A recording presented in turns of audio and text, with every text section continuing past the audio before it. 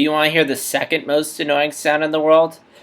Well, we're going to have to wait until this weekend to find out. Dumb and Dumber 2 is coming out, so I'm going to do my thoughts on it. First, my quick thoughts on the first Dumb and Dumber, and I know I do not have a review because one, I'm busy with schoolwork, two, it's been a while since I saw that movie. But when I saw the movie, I really enjoyed it. Surprisingly, I saw it when it aired on Cartoon Network. Yes, they aired Dumb and Dumber on Cartoon Network. I have no clue why.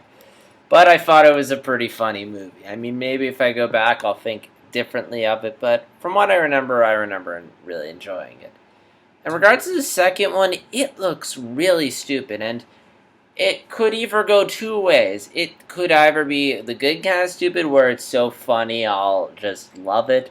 Or it could be the bad kind of stupid, where it's so stupid that it just winds up revolting me like movie 43. But I think either way, as long as the movie just goes all out stupid, I think it'll be engaging, which, that's the thing.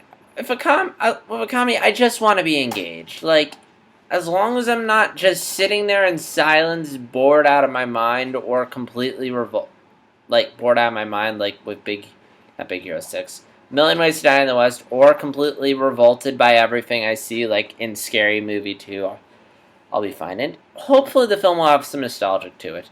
Box office-wise, I think the film, it'll do alright. I don't think it'll do that well unless it's making a ton of money. For a couple reasons. One, just doing sequels a while later. It's like Anchorman 2 didn't do that well, and a lot of it just has to do with the fact that it came out much later after Anchorman. I mean, to quote John Campea, if you're going to do a sequel, you do it sooner rather than later. I mean, unless it's one of those films where it's still as relevant today than it is now. And I normally don't quote John Campea, but here he makes a valid point. But another factor, I think, is that Interstellar and Big Hero 6 came out, and those movies are big. They're going to probably overshadow it. And those films are getting word of mouth, so I feel like either one of those films is going to get strong word of mouth. It's probably going to be Big Hero 6. And people are probably going to go flock to see either of those. So they are probably going to overshadow Dumb and Dumber 2. Plus, it doesn't have a lot of time to really make money. I mean, Mockingjay comes out the next week, so it has like a week. So either it does really well that opening weekend, or it just does alright and then plummets. Like, it has that one window, and I don't think it's going to make a lot of money then. It'll make a little bit, but probably going to lose a lot too.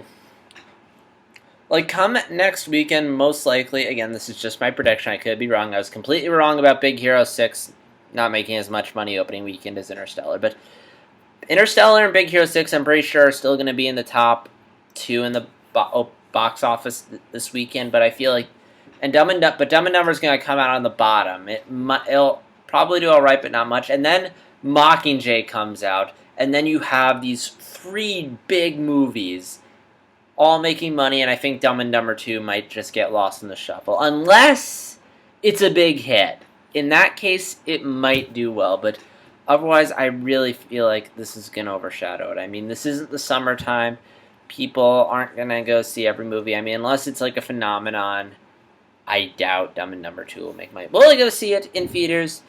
Maybe. I mean, I'm considering it, although at the same time, there are a lot of films coming out. I still want to see Big Hero 6.